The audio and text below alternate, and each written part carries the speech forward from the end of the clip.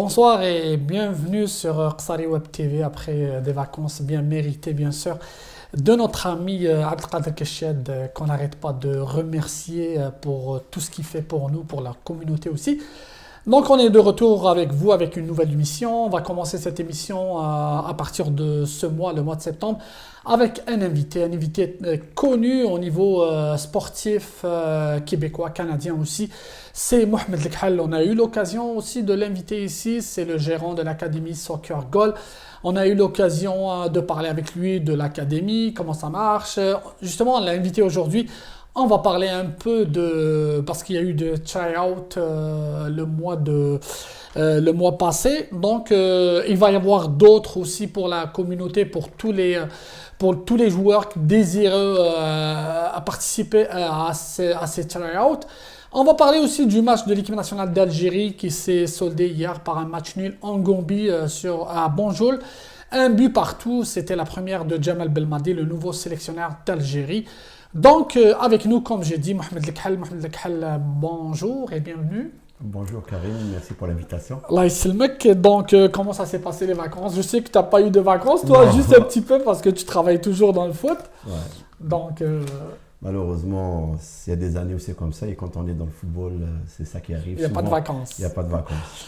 Donc justement, on va parler un peu de try-out. Il y a eu des try-out avant qu'on a couvert aussi, Qsari Web TV a couvert l'événement. On a vu plein de joueurs aussi, il y avait une trentaine à peu près de jeunes qui étaient là présents pour faire des essais.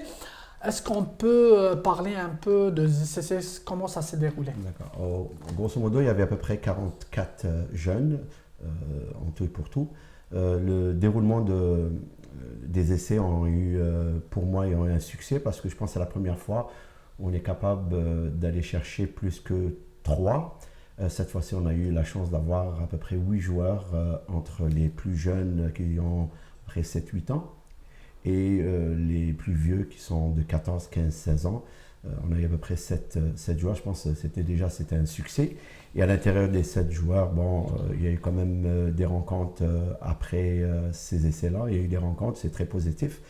On a vu quelques joueurs aussi qui ont été en réévaluation parce qu'on n'a pas pu décider sur une évaluation. C'est très difficile d'évaluer un jeune sur une séance. Des fois, ça peut provoquer du stress.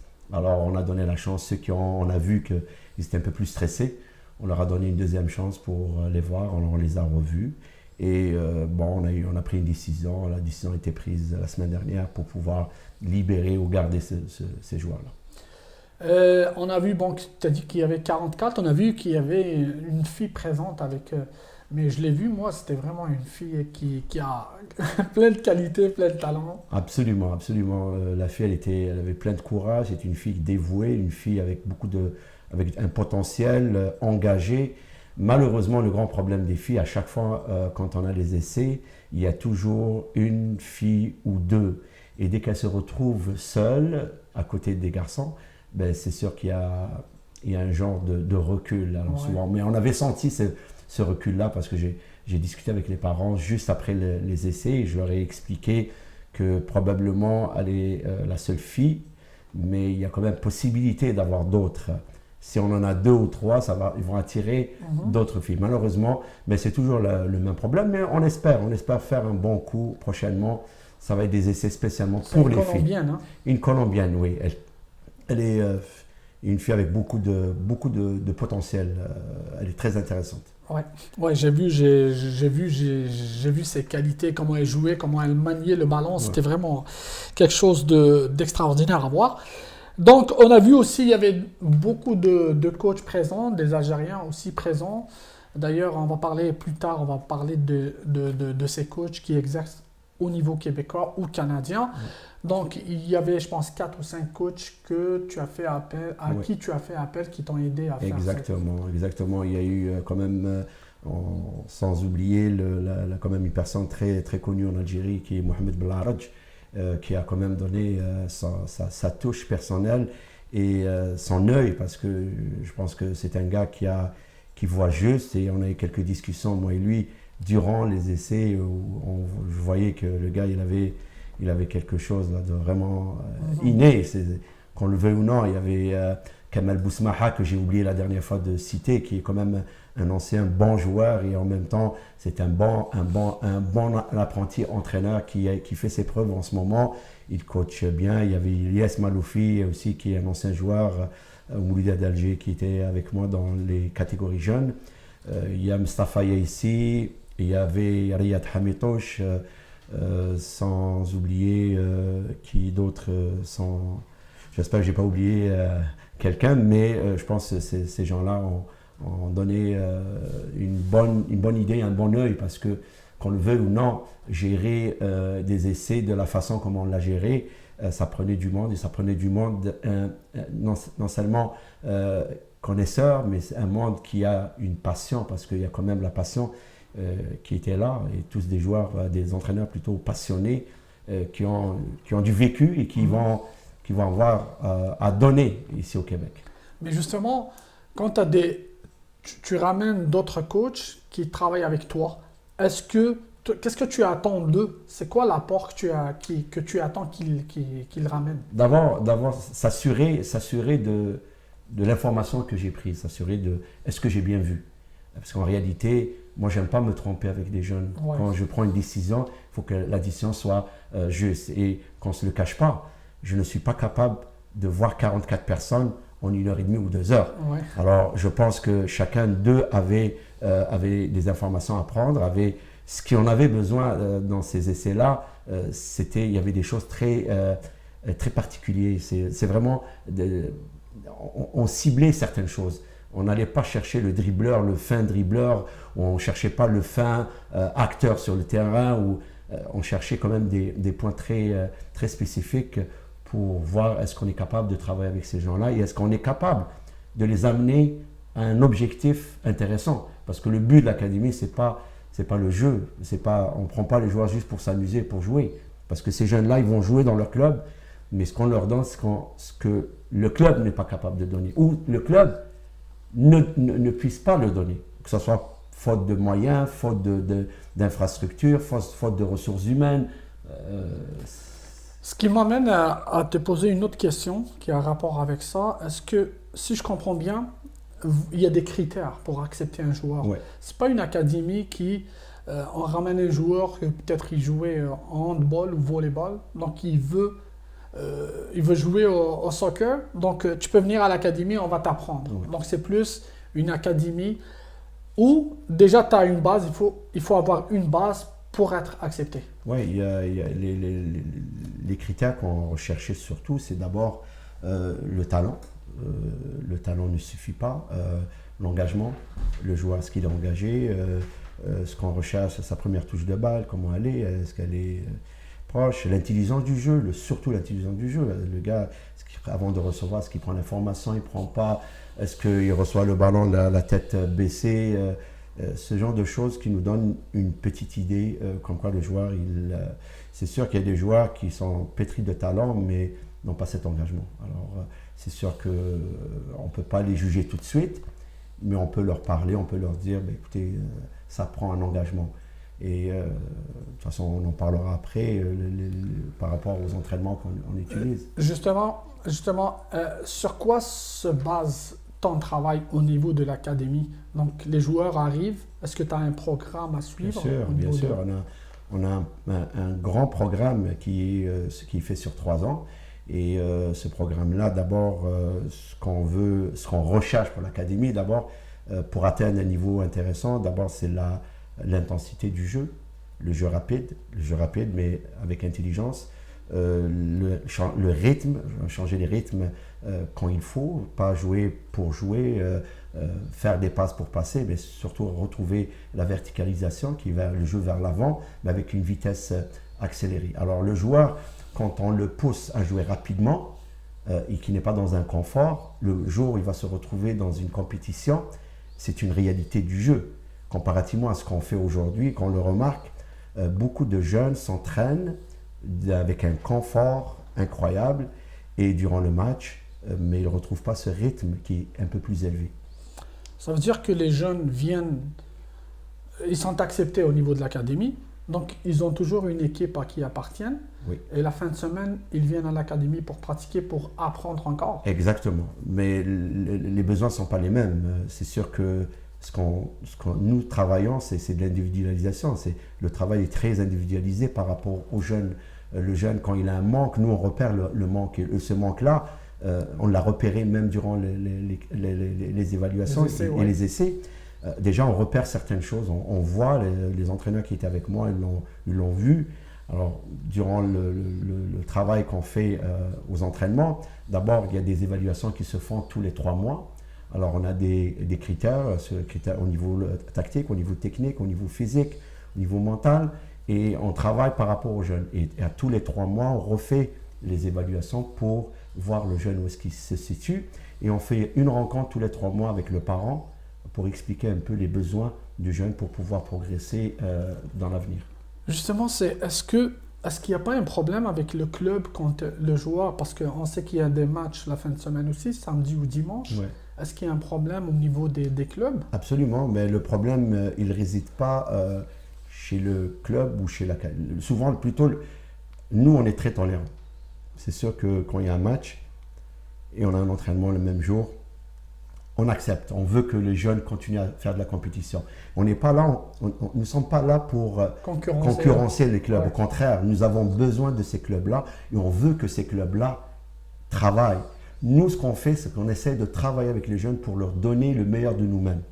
Mais il y a des problèmes aussi là-dedans. Il y a des clubs, malheureusement, ou il y a des entraîneurs, malheureusement, peu importe, que ça soit n'importe où, on retrouve un rythme qui est pas le même.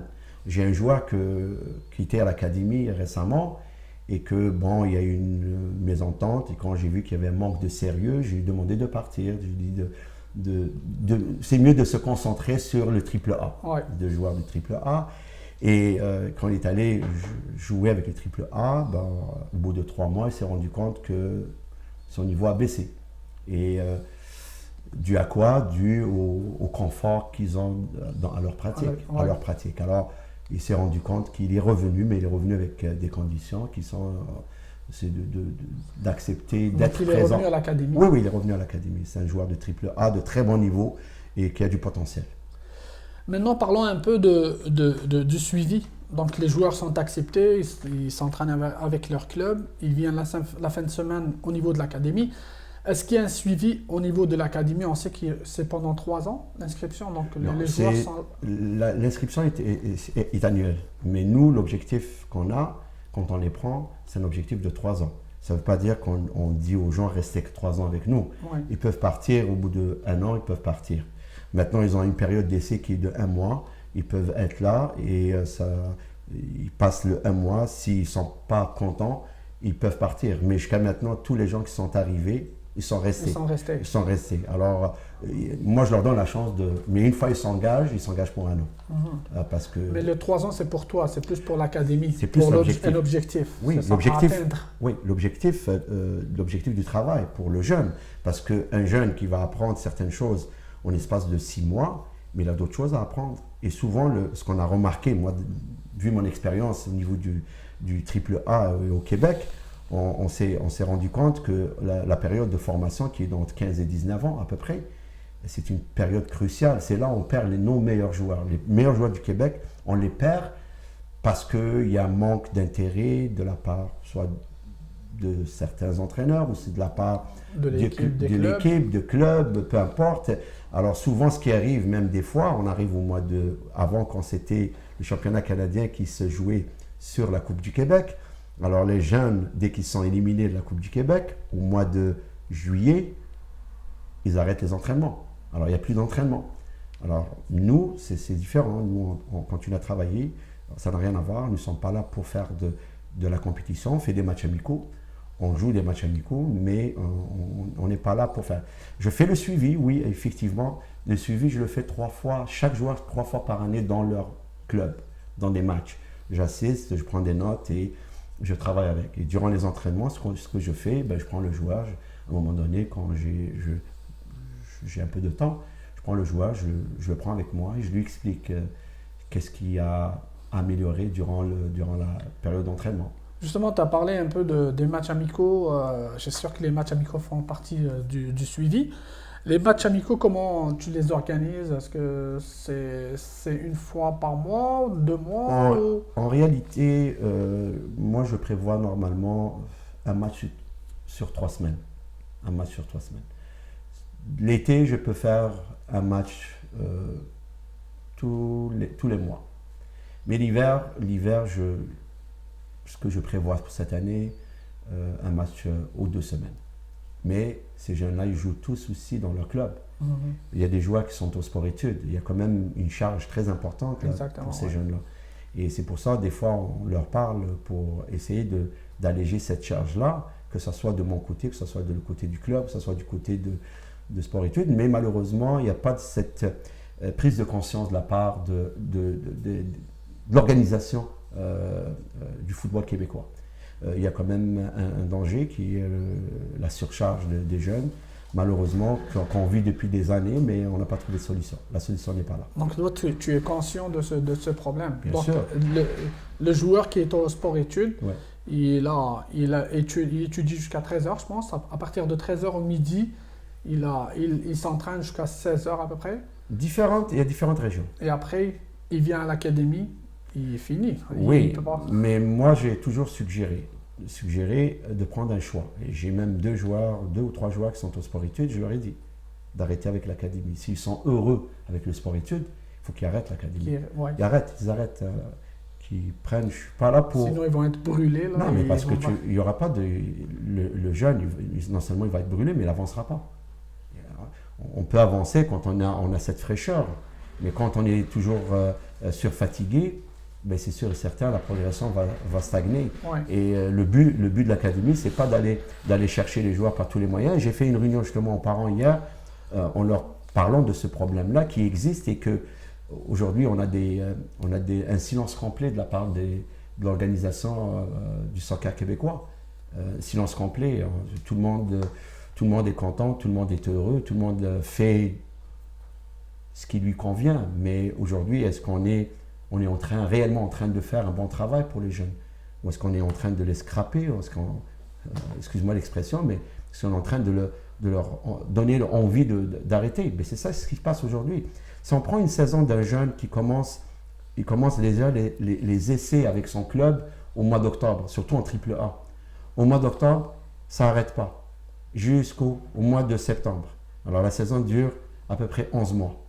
11 mois. Et durant cette période-là, il y a le sport-études, 5 jours semaine. Ouais. Et vous avez... S'il est inscrit à une académie, ça fait samedi, dimanche. Moi, je ne parle pas de l'académie. Moi, je vais parler d'un problème que j'ai vécu pendant très longtemps. Et très longtemps, je me suis battu pour ça. Dans les écoles, ils ont des programmes parascolaires. Mhm. Et qu'ils participent 2 à 3 fois semaine. Plus l'académie. Et ces jeunes-là, ils veulent toucher à tout. Ils sont partout. Ce n'est pas un problème.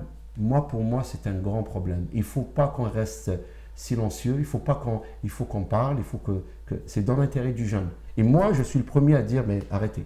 Si vous n'aimez pas, prenez une décision, qui serait dans la direction du jeune, et il peut aller avec sport-études, il va être content avec le sport-études, et son club, c'est correct. Parce que le sport-études s'arrête au mois de mai. Le championnat commence au mois de mai.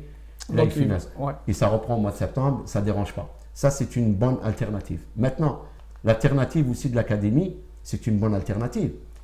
Et l'académie Soccer Goal offre un programme très enrichi. Ce n'est pas un programme, c'est plus que ce qu'on pense. Le programme, il est de niveau très professionnel. Les encadreurs, ils ont un niveau très intéressant. Et de toute façon, le résultat, il est là. Maintenant, à part les matchs amicaux, est-ce qu'il y a des tournois qui ont été prévus pour l'académie? Absolument, oui. On a un tournoi qui devait avoir lieu au mois d'octobre à Barcelone.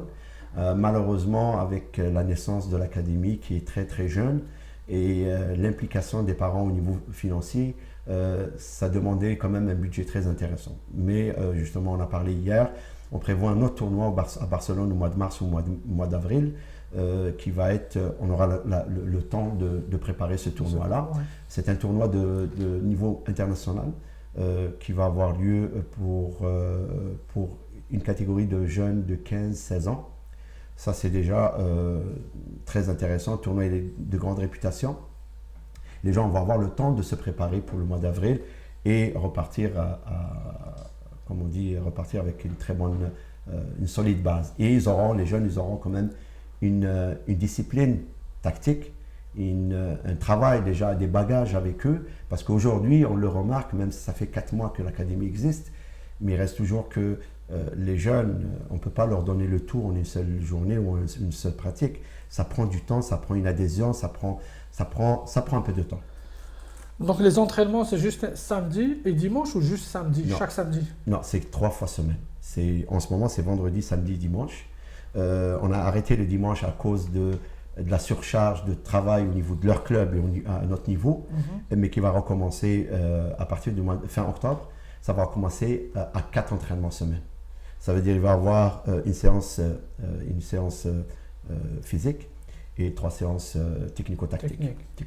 Donc jeudi, vendredi, samedi, dimanche probablement lundi ou mardi, plus vendredi, samedi, dimanche. Donc c'est 5 fois. 4 fois. Lundi ou mardi. Ah, lundi ou mardi, ok. Oui. Et ça va être sur une période donnée. Ça va aller jusqu'au mois de décembre. Après, on va retomber à 3. Donc octobre, novembre, décembre. Oui. Et après, on va tomber à 3. À 3 oui. Donc, on va parler un peu du prochain. Les prochains essais. Je sais qu'il va y avoir d'autres ici au Québec. On va parler après celui du Canada. Parce que quand même, Mohamed Lekhel commence à avoir de l'ampleur avec ton académie d'ici. Ouais. Tu commences à te faire appeler par des gens qui sont intéressés. Ils ont vu que l'académie s'est réussie. Ouais. Donc, ils essayent de faire profiter toutes les communautés ici présentes au Canada par le travail que tu fais. On va commencer par les essais ici. Je pense que c'est dans 2 semaines. Ça va être le 15 septembre, toujours oui. À la même place. Donc c'est samedi prochain. Oui, c'est collège complexe Marie-Victorin. Oui. Il n'y aura pas un nombre comme la dernière fois, il va y avoir beaucoup moins. Les raisons sont très claires, c'est qu'il y avait des jeunes qui ne pouvaient pas venir à la période de mois d'août parce qu'ils étaient en vacances. Alors on leur a cédulé une période qui va être propice à eux. Et aussi, il y a quelques inscriptions qu'on veut. Mais en réalité, on n'a pas envie de grandir rapidement. Alors déjà, on est rendu quand même avec un nombre très intéressant au niveau de l'académie. Et on ne veut pas aller chercher parce qu'on veut garder la qualité pour le moment. Et on n'est pas à la recherche par n'importe quel moyen d'avoir des jeunes. Maintenant, on travaille avec ce qu'on a pour le moment et on verra en temps et lieu est-ce qu'on va essayer de grossir ou on va rester comme on est. C'est tout. Parce que ce qu'on recherche surtout, c'est la qualité. Mais par exemple, les gens, peut-être il y a des gens qui sont intéressés pour le 15, est-ce qu'ils peuvent venir? Oui, il n'y a pas de problème. Oui, on peut les accepter, mais on n'a pas mis une publicité intense comme les autres fois. C'est sûr que j'ai des appels des personnes qui veulent inscrire. Il n'y a pas de problème, ils veulent les inscrire, mais on n'ira pas faire de la promotion durant parce que la publicité, elle durait pratiquement à tous les jours. Elle était sur les réseaux sociaux. Alors, on a diminué un petit peu et aussi au niveau des coûts, ça a été des coûts exorbitants. Ouais. Alors, c'est ça. Et normalement, on devrait être correct pour la saison à partir de... Donc, la procédure, c'est juste que les gens vous appellent puis inscrivent Ils peuvent rentrer sur le site web Academy Soccer Goal et qui vont aller directement aux essais, try out. Les essais, il y a un formulaire d'information. Ils vont remplir le formulaire d'information, ils le retournent à info@commercial Academy Soccer Goal. Tout est marqué.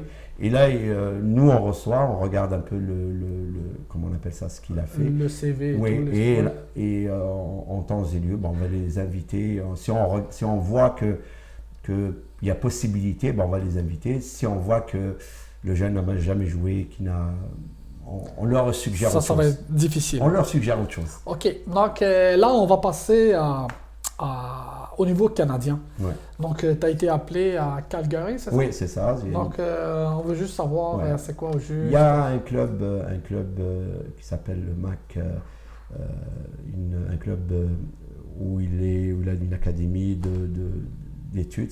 C'est un regroupement de musulmans qui ont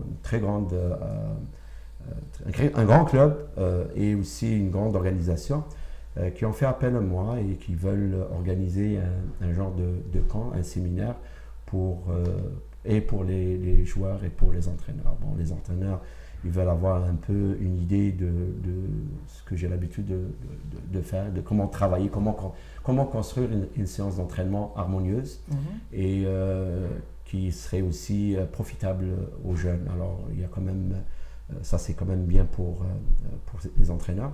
Et de l'autre côté, ils veulent travailler deux aspects qui sont un aspect défensif et l'aspect offensif. Alors, comment travailler une séance d'entraînement sur un aspect offensif et sur un aspect défensif. Alors, c'est les thèmes qu'on va travailler là-bas pendant 4 jours. Et ça va se dérouler quand? Du 5 au 8. Donc, 5, 6, 7, 8 à Calgary. Oui, et à Calgary, oui. Donc, au niveau canadien. Donc, ça, c'est une bonne chose quand même pour toi et pour le coaching algérien en général. Justement, en parlant de coaching algérien, j'ai vu que tu as fait un petit hommage à tous les coachs algériens ici au Québec, au Canada. J'ai bien aimé la façon dont tu as parlé. J'aimerais juste que tu parles un petit peu de... Ouais. Ben, écoutez, je trouve ça malheureux qu'aujourd'hui, la communauté algérienne, je reviens sur ça, elle est ignorée complètement. Elle est complètement ignorée et qu'elle est... ça me fait énormément mal qu'elle est, je dirais, marginalisée. Marginalisée, il y a tellement de bons entraîneurs algériens qui ont donné pour le Québec, qui ont donné leur vie. Il y a des gens qui ont eu des problèmes chez eux avec leurs enfants, leurs femmes, parce qu'ils sont toujours aux entraînements, sont toujours... et moi le premier, je l'ai vécu pendant des années. Heureusement, j'ai une femme que j'admire beaucoup parce qu'elle m'a toujours soutenu dans mes démarches. Et son père, c'était mon ancien président à Belabas. Ouais. Et aujourd'hui, elle comprend c'est quoi un entraîneur. Mais j'en connais des amis à moi qui ont arrêté complètement de coacher parce qu'ils ne pouvaient pas faire les deux. Jumelé entre famille oui, et... Exactement. Ouais. Et quand je vous dis, et ça c'est sincère de ma part, j'ai passé plus que 27 ans de ma vie à ne pas y aller en vacances l'été à cause de ce que moi j'aime, à cause du soccer, parce que j'ai toujours eu des saisons où je devais coacher et que je ne pouvais pas laisser mon équipe pour partir en vacances. Alors, je payais toujours, mes enfants payaient, ma femme payait. Et aujourd'hui, moi, je tire chapeau à cette communauté, je tire chapeau à tous les entraîneurs algériens, pas seulement algériens, maghrébins, et pas seulement maghrébins, à tous les entraîneurs au complet, ceux qui font ce métier, je leur dis bravo et je leur rends un grand hommage. Mais je tiens à donner un grand hommage à cette communauté algérienne qui a donné tant pour le soccer québécois et le soccer canadien. Et je dis, sans ces Algériens-là, Maghrébins-là, le Québec ne serait pas là où il est aujourd'hui. Moi, je leur dis bravo. Merci pour cet hommage. J'espère que les coachs, c'est sûr que les coachs algériens, ils vont être contents quand même. C'est un vif hommage aux différents coachs, bien sûr, algériens qui sont là. On sait où est-ce qu'ils travaillent. On sait que, comme tu as dit, ça prend beaucoup de sacrifices à ce niveau. On va parler un peu de notre équipe nationale avec la nomination de Djamel Belmadi. Qu'est-ce que tu en penses? Je pense que c'est le meilleur choix pour l'Algérie. Pour moi, ça c'est mon opinion personnelle. C'est le meilleur choix pour l'Algérie.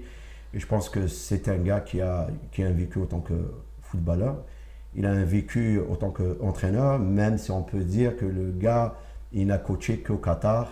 Mais il reste toujours, le Qatar a battu l'Algérie 1-0 à un moment donné, à l'époque de Sadat. Alors, qu'on le veuille ou non, moi je dis, c'est un entraîneur qui a mis ses pantalons et qui s'est mis à travailler, qui est allé de très loin et il a fait ce qu'il fallait faire. Maintenant, est-ce qu'on va lui donner le temps? Est-ce qu'on va lui donner la chance? Aujourd'hui, on commence déjà avec les critiques. Ben, les critiques, c'est pas tout le monde. Là. Il l'a dit, même lui, il l'a dit. À la fin du match d'hier, déjà, il a perdu la voix parce qu'il criait beaucoup sur le terrain. Il a dit que le peuple, plus les médias, tout le monde est avec, tout le monde l'aide. Il y a quelques médias. Il a dit 2 ou 3. Exactement, c'est minime. C'est toujours comme ça, de toute façon, c'est toujours comme ça. Mais on voit que les joueurs, comme hier pendant le match, les joueurs, on a vu la combativité, le joueur, l'envie de gagner, chose qui n'était pas avant. Oui, il y a quand même, moi je dirais pas qu'il n'y en avait pas avant, il y en avait, mais avec la force des choses, on commençait à perdre cet engagement. Mais si je parle le temps de Gourcuff, il y avait cette rage, il y avait cette envie de gagner, il y avait, bon, je ne veux pas parler de plus tard, plus tard il y avait autre chose, mais je ne dirais pas que les jeunes avaient envie de gagner aussi, les joueurs avaient envie de gagner. Parce qu'on voit l'entraîneur, il est là, mais est-ce que les joueurs veulent? Bon, peut-être il a trouvé le remède. Je pense que ça se passait plus dans la tête. C'est mental, c'est très mental. Il y a autre chose, mais bon, il faut lire entre les lignes. Mais sinon, le résultat d'hier, sachant avec tout ce qui s'est passé autour du match, avant-match, le match a démarré 1h30 après le coup d'envoi. Donc, c'était prévu à 12h30 ici. Le match a démarré à 14h. Donc, qu'est-ce que tu en penses du résultat? Moi, je pense d'abord ce qui a été fait, je pense que c'était fait exprès. Moi, il me semble, c'est une stratégie aussi. Écoutez, vous êtes en Afrique, ça peut arriver n'importe quoi. Je pense que c'était déjà provoqué peut-être pour déstabiliser un peu. Ça, c'est mon opinion, ça, c'est ma lecture à moi. Maintenant, est-ce que c'est vrai ou faux? Ça, il n'y a que le temps qui va nous le dire. Autre chose, l'équipe a été déjà déstabilisée, le fait qu'il ne joue pas. Il y a le mental. Déconcentré. Oui, il y a un mental qui est quand même fait pour une période. Là, quand le doute va commencer à rentrer, la peur va commencer à être là, mais le mental n'est plus le même. Le mental, il perd ses énergies. Il perd ses énergies. Et là, ça devient point d'interrogation. Et même certains joueurs, même Tahrat, il l'a dit. Il a dit, tout ce qu'il pensait, c'est que le match se déroule bien et qu'il n'arrive rien. Parce que les gens, gagner, c'est un match, mais perdre sa vie, c'est un autre. Mais apparemment, c'est les joueurs qui ont décidé, après une réunion au vestiaire, ils ont décidé, ils ont dit, on va jouer. Oui, mais parce qu'ils étaient préparés déjà. Ils étaient préparés. Et je pense que la pire des choses, c'est de reculer. Déjà, reculer, c'est un échec. Alors, un jeune qui recule devant une situation, mais c'est sûr et certain que déjà, l'échec, il est installé. L'échec, pour l'avenir, il devient encore vivable parce qu'on va le vivre, il va être là et on va douter, on va avoir toujours un point d'interrogation. Mais apparemment, le nombre qui a dépassé, le nombre qu'on a vu sur le terrain ou dans les tribunes, ça dépassait la capacité du stade. Apparemment, les supporters sont venus à cause des joueurs algériens qui jouent partout, Brahimi, Mahrez, et tout, Ferrouli. Donc, le monde est venu juste pour les voir. C'est des gens qui sont très éduqués. On les a vus aux abords du terrain. Ils ne sont pas rentrés parce que le commissaire du match il a dit s'il y a un supporter qui rentre sur le terrain, j'arrête le match. Donc, ça a aidé un peu, mais comme je t'ai dit, les joueurs ont décidé de jouer. Ils ont joué. Ils ont fait match nul. C'est sûr que le terrain aussi n'a pas aidé. Absolument. Parce que si on voit les autres matchs, par exemple aujourd'hui, le Sénégal a fait 2 buts partout en Madagascar. Il s'est passé la même chose qui s'est passé hier au Gabon. Oui, la même chose. Le stade était archi-camp. Gambie, pas le Gabon. En Gambie. Ça s'est passé la même chose aujourd'hui en Madagascar. Le terrain était impraticable. Il y avait du monde sur le terrain. Il y avait des blessés aussi. Le Seychelles, par exemple, le Seychelles qui a joué sur du synthétique contre le Nigeria hier, il a perdu chez lui 3-0 parce que c'est du synthétique, tu peux jouer le ballon, le ballon circule. La Libye, ils ont fait 0 partout en Afrique du Sud, c'était sur une pelouse praticable. La Côte d'Ivoire aujourd'hui a remporté son match. Au Rwanda, c'était aussi sur une pelouse. Et la même chose par la Tunisie aujourd'hui contre le Swaziland, donc c'était sur un terrain. Donc pour moi, le terrain, il joue un rôle important dans le jeu. Surtout que pour nous, l'Algérie joue mieux sur une pelouse praticable, surtout quand on joue les petites passes. Oui, d'accord, certes que l'Algérie aime ça, jouer sur une belle pelouse. Mais il y a une réalité aussi en Afrique. La réalité, c'est pas souvent des terrains qu'on recherche, qu'on veut. On tombe souvent sur des terrains de cette façon-là. Il faut, ça c'est mon opinion personnelle, il faut trouver des solutions. Et des solutions, c'est pas à moi de les trouver. Moi j'ai mon opinion, mais l'entraîneur il est là pour trouver des solutions. Maintenant, est-ce que l'Algérie pouvait marquer plus? Oui, l'Algérie pouvait marquer plus. Mais la Gambie pouvait marquer plus aussi. Alors c'est un match stratégique, c'est un match où les deux équipes pouvaient le remporter et chaque entraîneur a tiré le sang de son match. Moi j'ai ma propre opinion qui est la mienne. Je pense que l'Algérie a failli sur un aspect tactique et ça c'est mon opinion personnelle. Je pense que l'Algérie pouvait jouer entre les lignes, mais on n'a pas joué entre les lignes. Pouvait avoir des mouvements entre les lignes, il n'y avait pas de mouvement entre les lignes. Et ça, on ne peut pas dire que le problème il est d'ordre de terrain. Moi, je dirais qu'il n'y avait pas de mouvement. Maintenant, il y a des paramètres qui peuvent rentrer là en ligne de compte. Après tout ce qui s'est passé, la chaleur, le mental, tout ça. Exactement. Mais il y avait des solutions. Hier, il y avait des solutions. Maintenant, on peut dire que oui, on est de loin, on regarde. Oui, mais il y a des analyses qui se font, qui sont claires. L'entraîneur, il est capable aussi de lire le jeu et de dire, ben, écoute, deuxième mi-temps, il a fait quand même de très bons changements. Il a fait il a réorganisé l'équipe. C'était bien, mais il restait toujours que les joueurs entre les lignes n'étaient pas disponibles. Alors, le décrochage, l'attaquant de pointe ne décrochait pas assez. Alors, il demandait toujours le ballon dans les espaces. Et dans les espaces, on revient dans leur jeu et on revient dans leur force. Et ça devient difficile. Ça devient dangereux. Et dernière question concernant l'avenir de l'équipe nationale. Moi, je vois un bel avenir.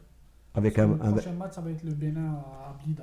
Moi, je pense qu'ils ont réussi à aller chercher le vrai mental. Ils sont allés chercher. Et je pense que l'équipe va avoir le goût de gagner. Elle a déjà eu le goût. Et je pense pour moi, c'est un résultat positif, même si, vu les conséquences du match, je pense que c'est un résultat très positif. Je pense qu'il faut encourager cette équipe, il faut encourager l'entraîneur, il faut l'aider, il faut lui donner du temps et il faut lui donner les armes nécessaires pour pouvoir pour lui donner du temps et lui donner la chance de faire un bon travail. Parce qu'il est arrivé, il n'a même pas eu le temps de faire quelques pratiques. Il a rencontré les joueurs pendant 2 jours, 2 ou 3 jours. Alors je pense que pour moi, au niveau du jeu, il y a eu quand même, pourtant il les a eu juste quelques jours, il y a eu quand même une belle chimie, il y avait des belles choses qui se sont faites, mais il reste toujours qu'il y a toujours des améliorations. Merci Mohamed, on se donne rendez-vous samedi prochain pour les essais. Pour les essais, les gens qui veulent s'inscrire, ils vont juste aller à Academy Soccer Goal, c'est ça? Sur Google, on va trouver le Exactement, vous allez voir en bas complètement de la page, vous allez trouver des essais, try-out, essais, vous allez voir formulaire d'information, téléchargez le formulaire, écrivez les informations nécessaires, retournez-le au email qui est ci-dessous et le tour est joué. Merci Mohamed, donc merci à vous. On vous donne rendez-vous prochainement, la semaine prochaine, pour un autre invité. Merci à Qsari Web TV, merci à Abdelkader Keshad. Donc, je vous souhaite une bonne journée et à bientôt. Au revoir. Merci. Barakallahu fik.